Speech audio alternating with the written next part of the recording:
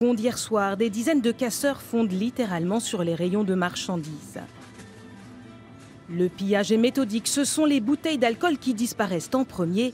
Le reste est systématiquement saccagé. Entre le pillage et les dégradations, les dégâts sont considérables. Banques, pharmacies, boutiques de vêtements chics. Hier, les commerces des quartiers huppés de Paris étaient clairement dans la ligne de mire des casseurs. Ce primeur a été épargné, sans doute parce que son magasin de fruits et légumes était trop modeste aux yeux des pilleurs, qui semblaient avoir un vrai mode opératoire. Il y avait un groupe qui sont arrivés avec les pinces et veulent casser la boutique. Il y en avait un qui a dit non, c'est la parisienne, c'est pas grand chose, ça doit être les fruits et légumes, c'est pas un bureau tabac, c'est pas. Et ils cherchent des endroits où il y a de l'argent, où il y a la valeur. Cette boutique de la très chic rue de Rivoli n'a pas été épargnée. À la place des vitrines, ces panneaux de contreplaqué ont été installés en attendant les réparations. Hier soir, plus aucun vêtement ne restait dans le magasin. Complètement pillé par ce groupe de casseurs. Ces images témoignent de la violence de l'attaque contre les magasins du quartier. L'urgence ce matin, effacer complètement les traces du saccage. Ils sont rentrés, puis tout était vide hier soir, et on a pris le temps ce matin de remettre la boutique à neuf. Cette fleuriste n'a pas eu de chance non plus. Sa boutique en plein carrefour a subi la colère des manifestants. Des pavés ont détruit sa vitrine, mais aujourd'hui, elle n'a personne pour évacuer les débris.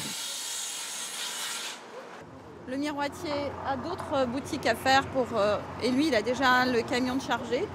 Donc personne ne veut prendre ni la voirie, ni le miroitier. Alors on fait quoi? On les met sur la rue, on fait une manif nous aussi. C'est surtout la période de fête, c'est Noël et on a envie de procurer du plaisir. Les gens aiment bien venir voir les vitrines en période de Noël. Et là, bien, il n'y a plus rien. Pour tous ces commerces dévastés, la facture s'annonce lourde. Tout comme les dégâts sur le mobilier urbain. Les vitres de cette école primaire, la grille du jardin des Tuileries, les abris de bus ou encore les pavés arrachés. La violence des affrontements a traumatisé les habitants et les touristes. Ce jeune couple qui emménageait hier avenue Kléber a eu la peur de sa vie. Tout le monde ne se sentait pas hyper en sécurité, même si on était derrière une porte, on avait l'impression qu'à tout moment quelqu'un pouvait rentrer. On entendait des bruits d'explosion, on entendait les hélicoptères au-dessus aussi du quartier, donc c'était vraiment C'était impressionnant. Ouais, c'était assez anxiogène et on ne se sentait vraiment pas en sécurité de traîner dans les rues, donc c'est pour ça qu'on s'est barricadé dans l'immeuble dès qu'on pouvait, quoi. Un sentiment d'impuissance, c'est ce qu'ont ressenti de nombreux riverains. Lui n'a pu que filmer les événements qui se déroulaient sous sa fenêtre. J'habite dans cet immeuble, j'ai des enfants qui ont commencé à pleurer parce que c'était vraiment effrayant. Et ça a continué comme ça jusqu'à 2 h du matin pour ensuite revoir des casseurs arriver vers 5 h du matin pour repiller encore les boutiques et ce qui restait dedans. Donc c'était vraiment du jamais vu, c'était irréel. L'écœurement aussi de ceux qui ont retrouvé leur véhicule incendié. Hier, on dénombrait plus d'100 de voitures calcinées.